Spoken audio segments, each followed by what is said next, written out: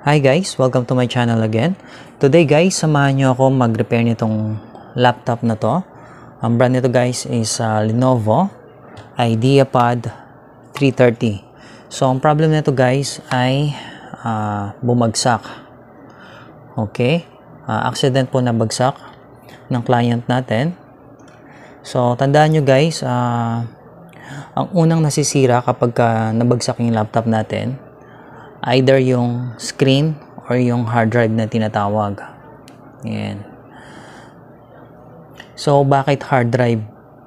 Kasi guys, unang-una, ang hard drive kasi, mechanical to sa loob. Ganito ang itsura niya. Papakita ko.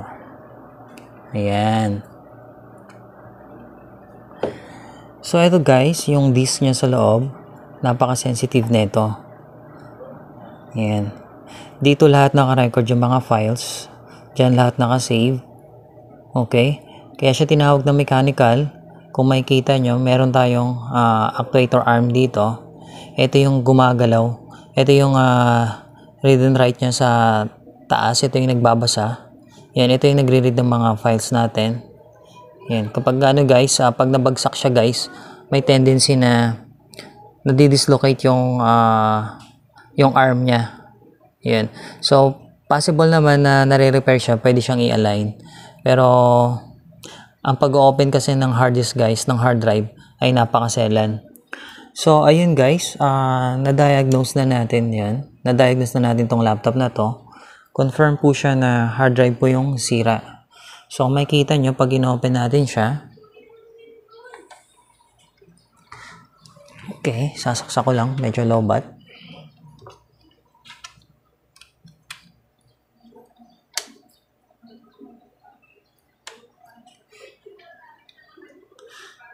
Ayan, so nakikita nyo guys, nagkaroon na rin siya ng line pixel na tinatawag.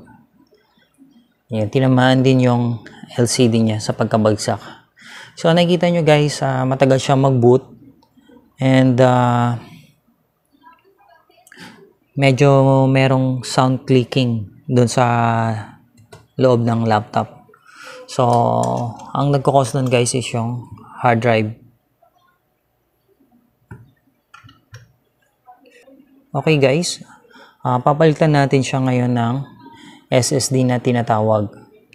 Ang SSD kasi guys, mas mataas yung shockproof niya compared dito sa mechanical drive. Okay? So, gaya na pinakita ko kanina, so ang SSD guys, yung shockproof resistant niya, okay, mas mataas compared dito sa mechanical drive. So, makikita nyo guys, puro IC na po yung SSD natin. Yan, just like yung sa mga flash drive. So, ito yung pinaka-storage niya guys. Yan. Compare dun sa HDD, ito naman yung pinaka-storage niya. Itong disk plotter na tinatawag. So, ayan guys, yung differences nila sa physical. So, mas slim. Yan.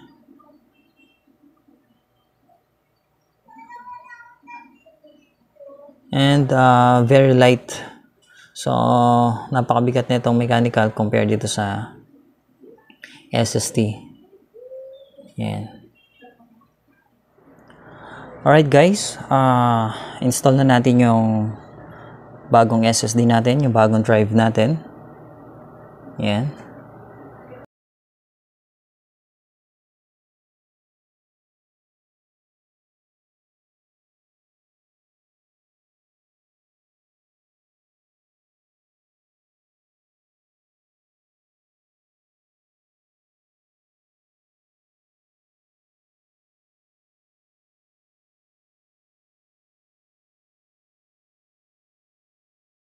Alright guys, mapapansin nyo, wala siyang exhaust fan.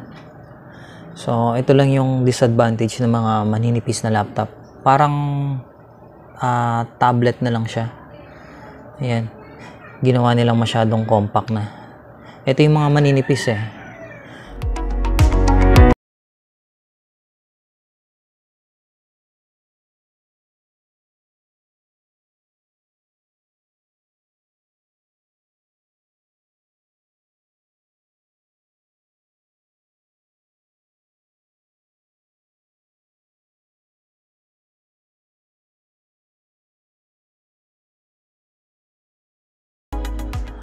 Alright guys, let's turn it on.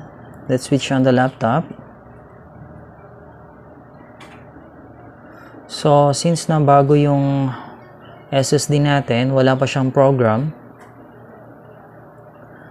maglalagay tayo ng flash drive. Dito manggagaling yung operating system natin, which is yung Windows 10.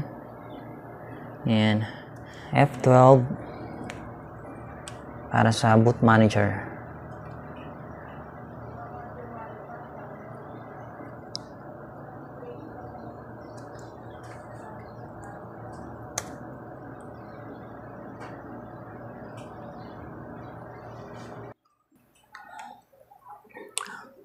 Okay guys, dito sa operating system choices, merong compact, compact plus def, and super light plus super light def.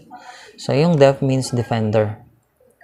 So kung pang office or pang personal lang, choose nyo lang yung compact. Pero kung super light, pang gaming, ito yung piliin nyo na option. So ito kasi student yung may-ari. So, dito ko lang siya ilalagay sa compact with Defender. Defender means ito yung Windows security ni Microsoft.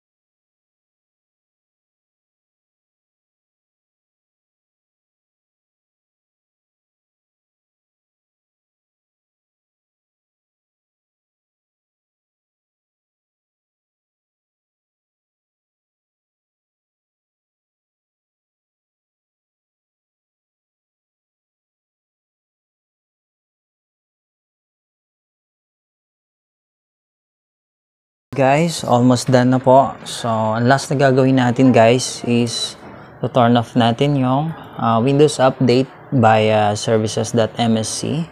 Type lang natin sa run command. So, okay. And then, enter. Ayan. So, locate lang natin yung Windows by pressing W. Windows Update.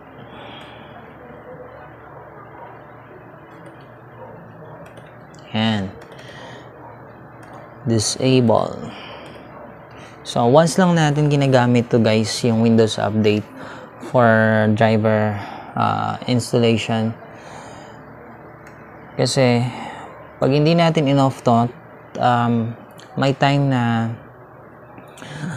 na nag-update siya, bumabagal yung system natin. Nakita nyo pag sina-shutdown nyo, merong lumalabas na do not turn off because it's Windows getting update like that, and so on. So, pag hindi natapos yan, may tendency na nakukurap yung system. Yun. Kaya, isa din yan sa cost ng nagiging bloated yung operating system natin dahil sa Windows Update. So, para sa akin, walang benefits yung updates. Okay? So, yun guys, test natin.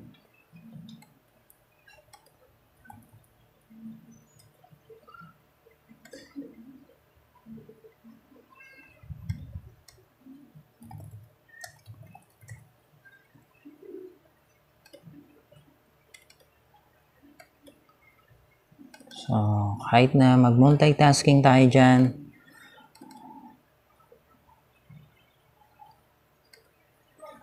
or mag-copy tayo ng malaking files.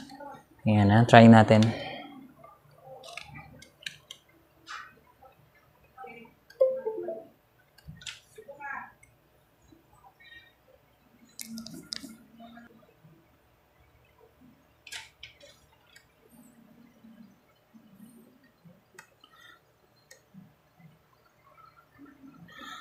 Ayan, so mag-try tayo na mag-copy guys ng application, for example. Ayan, lagay yan sa backup drive.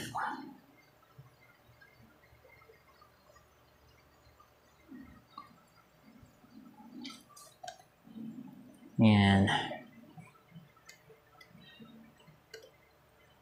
So, nakita nyo guys yung transfer rate niya. Yan. Ang bilis. So, ganyan kaganda yung SSD. Kahit na may ginagawa tayo, kahit na nagba-browsing tayo. Yan. Alright guys, done na po yung repair natin. Nagpalit tayo ng HDD into SSD. Yan, for a better performance. So, sulit na guys. Anti-lag sa inyong laptop. Mas mabilis mag-boot. Okay, very low consumption. And anti-shock proof. Yan. And many more benefits pag naka-SSD kayo.